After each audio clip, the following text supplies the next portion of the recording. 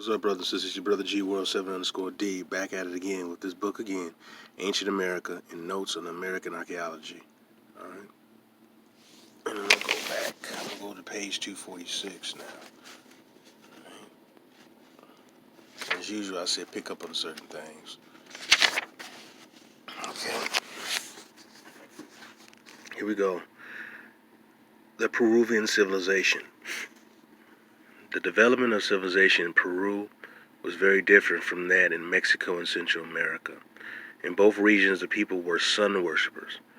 I wouldn't say worshippers of the sun, but they honored the sun. But their religious organizations, as well as their methods of building temples, were alike.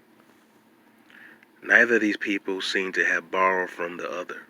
It may be that all the old American civilization had a common origin in South America, and that all the ancient Americas whose civilization can be traced in remains found north of the isthmus came originally from that part of the continent. This hypothesis appears to be more probable than any other I have heard suggested. But, assuming this to be true, the first migration of civilized people from South America must have taken place at a very distinct period in the past, for it preceded not only the history indicated by the existing antiquities, but also an earlier history during which the Peruvians and Central Americas grew to be different from their ancestors as from each other. In each case, the development of civilization represented by existing monuments, so far as we can study it, appears to have been original. In some respects, the Peruvian civilization was developed to such a degree as challenged admiration. The Peruvians were highly skilled in architecture and in some kinds of manufactures. No people ever had a more efficient system of industry. This created their wealth and made possible their great public works.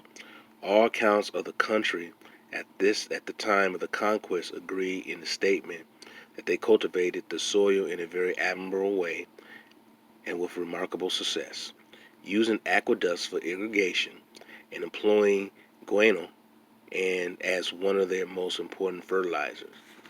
Europeans learned from them the value of this fertilizer, and its name, guano, is Peruvian. The remains of their works show what they were as builders. Their skill in cutting stone,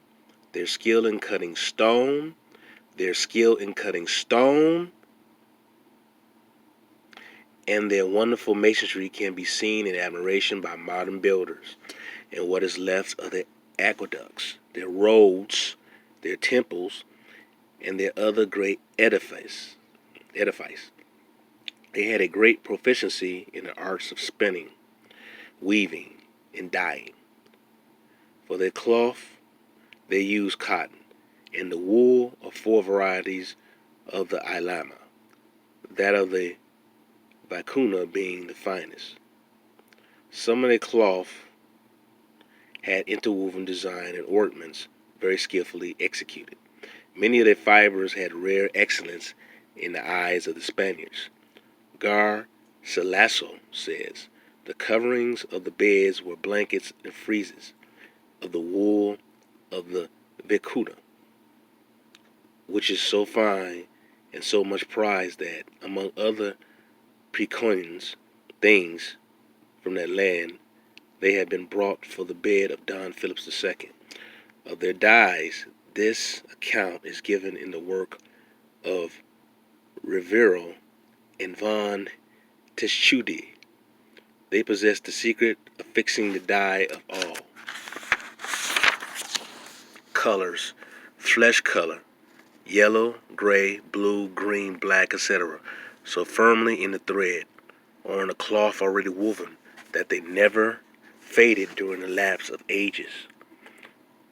Even when exposed to the air or burned in tubes on the ground, only the cotton became slightly discolored, while the woolen fabrics preserved their primitive lustre.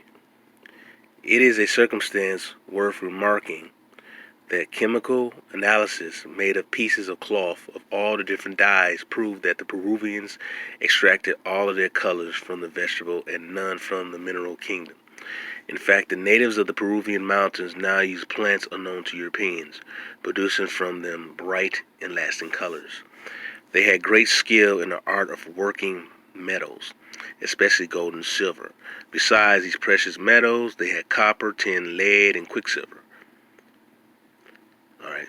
Iron was unknown to them in the same Iron was unknown to them in the time of the Incas, although some maintain that they had it in the previous ages, to which belong the ruins of Lake Titicaca.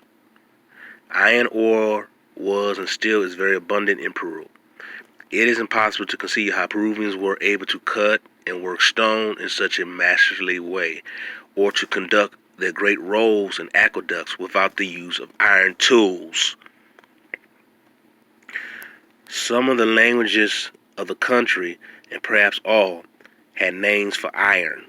In official Peruvian, it was called quille, and in the old Chilean tongue, panalitic. It is remarkable, observes Molina, that iron, which has been thought unknown to the ancient Americas, has particular names in some of their tongues. It is not easy to understand why they had names for this metal, if they never had any. Time had knowledge of the metal itself. In the Mercirural, the Purano Tomi, it is stated that anciently the Peruvian sovereigns worked magnificent iron mines at Coramies on the west shore of Lake Titicaca, but I cannot give the evidence used in support of the statement. The goldsmiths and silversmiths had attained very great proficiency. They could melt the metals in furnaces, cast them in molds made of clay and gypsum. Hammer, they worked with remarkable dexterity, inlaid it, and solder it with great perfection. The gold and silver work of these artists was extremely abundant in the country at the time of the conquest. The Spanish greed had it all melted for coinage. It was with articles of the gold work that the Inca filled a room in his vain endeavor to purchase release from captivity. One of the old chroniclers mentions stationery, jars, vases, and other species of vessels, all of fine gold. Describing one of the palaces, he said, they had an artificial garden, the soil of which was made of small pieces of fine gold, and this was artificially sowed with different kinds of maize, which were gold, their stems, leaves, and ears. Besides this, they had more than 20 sheep, llamas, with their lambs attended by sheepherds, all made of gold. This may be the same artificial garden which was mentioned by Francisco Lopez de Gomara, who places it on an island near Puna. Similar gardens of gold are mentioned by others. It is believed that a large quantity of Peruvian gold work was thrown into Lake Titicaca to help it from the Spanish robbers. In the description of one lot of golden articles sent to Spain in 1534 by Pizarro, there is mention of 4 llamas, 10 statues of women of full size, and a cistern of gold so curious that it incited the wonder of all. Nothing is more constantly mentioned by the old Spanish chroniclers than the vast abundance of gold in Peru. It was more common than any metal. Temples and places were covered with it, and it was very beautifully wrought into ornaments, temple furniture, articles for household use, and imitations of almost every object in nature. In the course of 25 years after the conquest, the Spanish sent from Peru to Spain more than 400 million ducats, $800 million worth of gold, all or nearly all of it having been taken from the subjugated Peruvians as booty.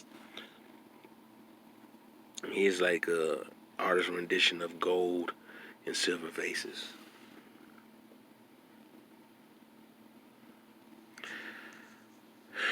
The most perfectly manufactured articles of Peruvian pottery were used in the tombs. Some of those made for other uses were very curious. A considerable number of articles made for common use have been preserved. Mariano Rivero, a Peruvian, says, at this day, there exist in many houses pitchers, large jars, and earthen pots of this manufacture, which are preferred for their solidarity to those manufactured by our own potters. The ancient Peruvians were inferior to the Central Americans in the arts of ornamentation and sculpture. Science among the Peruvians was not very highly developed, but engineering skills of some kind is indicated by the great roads and aqueducts. Their knowledge of the art of preparing colors and certain useful medicines implies study of plants. Their progress in astronomy was not equal to that found in Central America. Nevertheless, they had an adequate measurement of the solar year. But unlike the Central Americans, they divided the year into 12 months, and they used a mechanical contrivance successfully to fix the times of the solstices and equinoxes. A class of men called the Amiotas was trained to preserve and teach whatever knowledge existed in the country. It was their business to understand their kupas, keep in the memory their historical poems, give attention to the science and practice of medicine, and train their pupils in knowledge. They were not priests. They were the learned men of Peru, and the government allowed them every facility for study and for the communication instruction. How much they knew of astronomy, it is not easy to say. They had knowledge of some of the planets, and it is claimed that there is some reason to believe they used aids to oversight in studying the heavens, aids to oversight in studying the heavens, such as some suppose were used by our mound builders. A discovery made in Bolivia a few years since is cited in support of this belief. It is figure of a man in the act of using a tool to aid vision, which was taken from an ancient tomb. Mr. David Forbes, an English chemist and geologist, obtained it in Bolivia and carried it to England in 1864. William Bolyart describes it as follows in a proper read to the London Anthropological Society. It is a nude figure of silver, 2 inches and a half in height, on a flat, pointed pedestal. In the right hand, it has the mask of a human face, but on the left side, a tube over half an inch in length. The narrow part placed to the left eye in a diagonal position, as if observing some celestial object. This is the first specimen of a figure in the act of looking through a hollow tube directed to the heavens that has been found in the New World. We cannot suppose the Peruvians had anything that more nearly resembled a telescope. It was found in the Chupa, or ancient Indian tomb at Cacu Unigora, pardon my pronunciation, near Coracoro,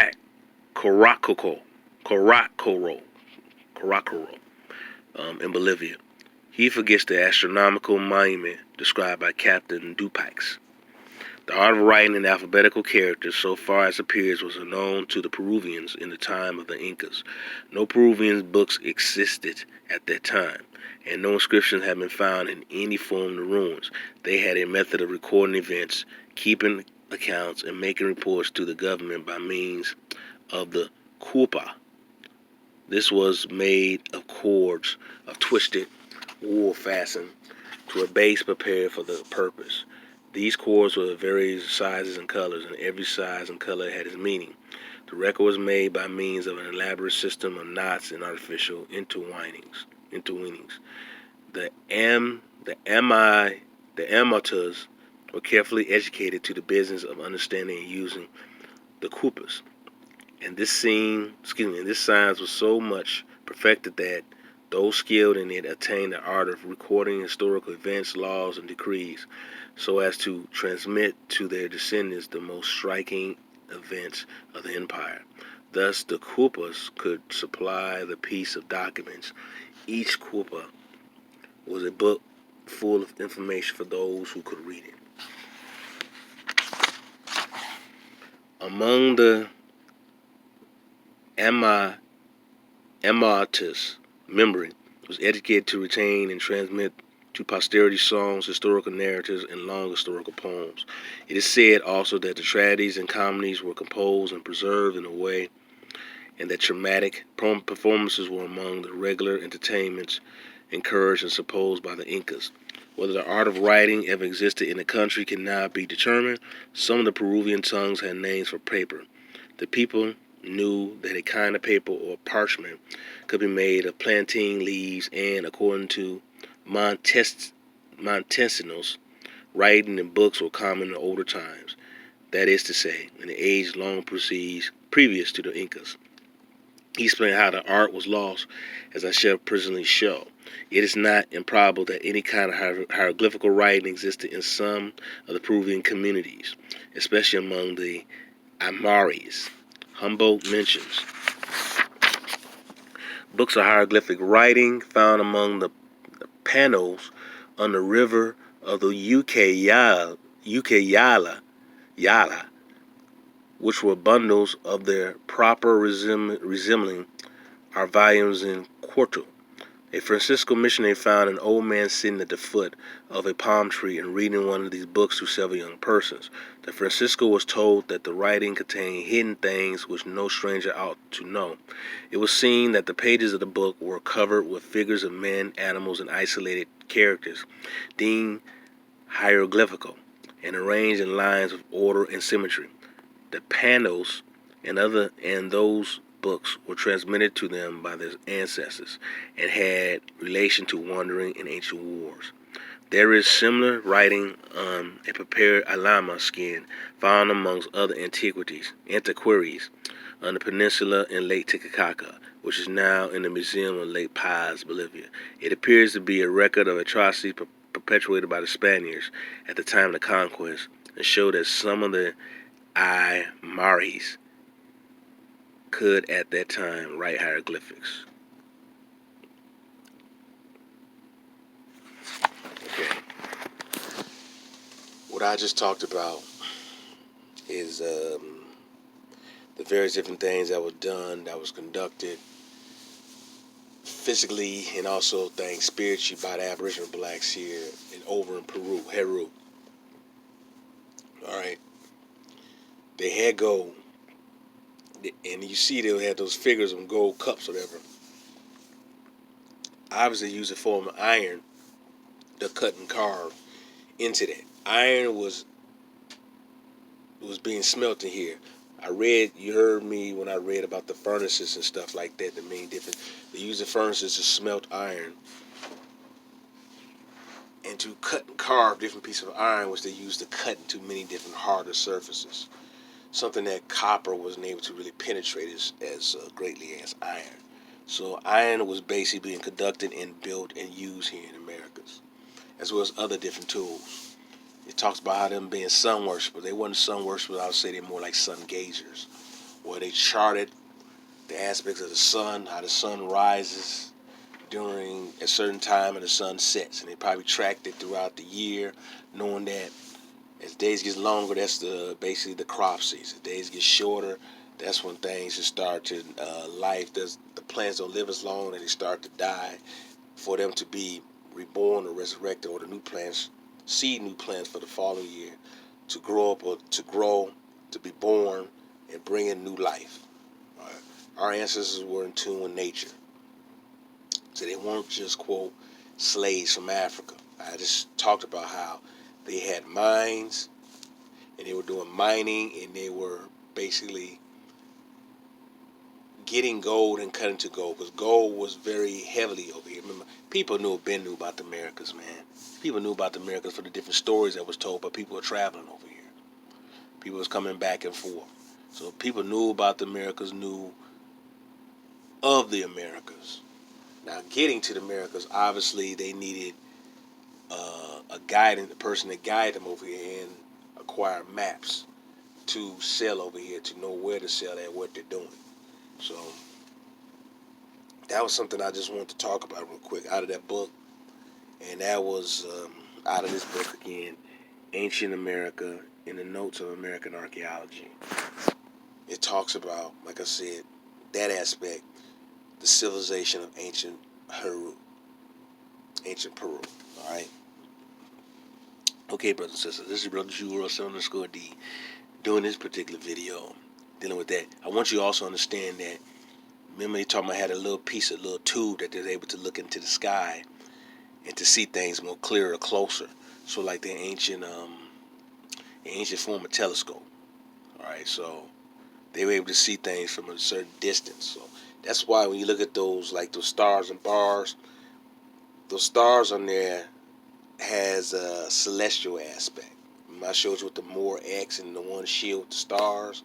You combine the stars from the shield and the X, you get the X with stars up in there. They had the celestial belief implanted into the X. So they always had a celestial, astrological view of things because they looked at the celestial sea and how the stars align, and they wanted to build their structures that align through the sky, like I said before, from what they see from the heavens, from the sky. All right, and they implanted that in many things that they have, like their shields, their clothing, or even in their flags. Many symbolic things. All right, so that's me just saying that, throwing it out there. But that's why when you see stars and stuff like that, there's a celestial aspect. They don't come from the white folks. They come from my ancient black ancestors, our Aboriginal ancestors, who incorporated that in the things that they did, and who incorporated that in like in the clothing, or in that case, the flag. All right, that so-called Confederate flag originated from Negroes, but as usual, white folks steal and hijack everything, and they want to just tell us that we're slaves from Africa. And unfortunately, too many of our people still believe that they're slaves from Africa, man. That's the headache of it all. You know, you have a lot of so-called black people in America who are descended from those Jews in Portugal and Spain, a lot of those Sephardic Jews. Those black people in America are descended from them. And when I hear this mess about being anti-Semitic, our people cannot be anti-Shemitic. We just can't be, because many of us are that. So I want to end it right there. This is Brother G World, 7_D, because you know I love you. Continue to do that research. Continue to study your history. Continue to grasp the stuff that you're reading, and to basically double check your resources, your sources. And like I said, get yourself a library card, order some books, or go to a library, get you some books. Hey, you like that particular book, see if you can get it online, whatever, so you can have more time with it, even more extended beyond the 2 weeks they give you, if I believe. So, all right, brothers and sisters, this is Brother G World, 7_D.